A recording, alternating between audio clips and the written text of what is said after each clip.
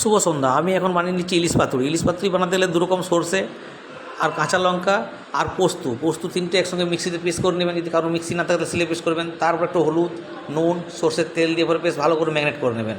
Marinate করতে একটু ভালো করে ফেটে ম্যারিনেট করে নেবেন। ম্যারিনেট করার পরে আর আমি ইলিশটাকে ভালো করে নুন হলুদ মাখিয়ে রেখে দিয়েছিলাম। আপনারাও মাখিয়ে রেখে দেবেন কিছুক্ষণের জন্য ম্যারিনেট করে।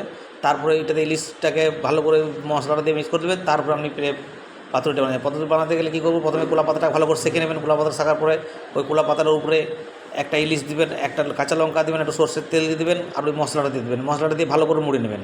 মুড়ে নেওয়ার পরে একদম যত সুন্দর করে মুড়ে নেবেন যাতে না ফেটে যায়। আর কলা পাতাটা যদি না সেঁকেন তাহলে ফেটে যাবে। কলা পাতাটা সবসময় সেঁকে নেবেন আগুনে, তাওয়া দিয়ে পরে ভালো করে সেঁকে নেবেন। ওটা আমি দেখাচ্ছি না, আপনারা ঘরে কলা পাতাটা তাওয়া দিয়ে সেঁকে নেবেন। তারপরে দেখুন তাওয়ার মধ্যে একটু তেল দিয়ে দেবেন। তেল দেওয়ার পরে ইলিশ পাতুরি যে পেট করেছেন ওটা ভালো করে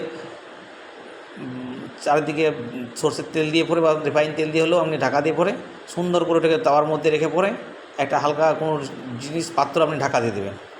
ঢাকা দেওয়ার পরে সুন্দর কিছুক্ষণের মধ্যে দেখুন আমার ইলিশ পাতুরি রেডি। এই দেখুন রেডি হয়ে গেছে। আপনারাও ঘরে বানিয়ে দেখুন এরকম করে। আর আমি আপনাদের এটা খুলে দেখাচ্ছি। অসাধারণ। যদি কারোর অসুবিধা থাকে আপনি আমাকে কমেন্ট বক্সে করে জানাবেন। ধন্যবাদ।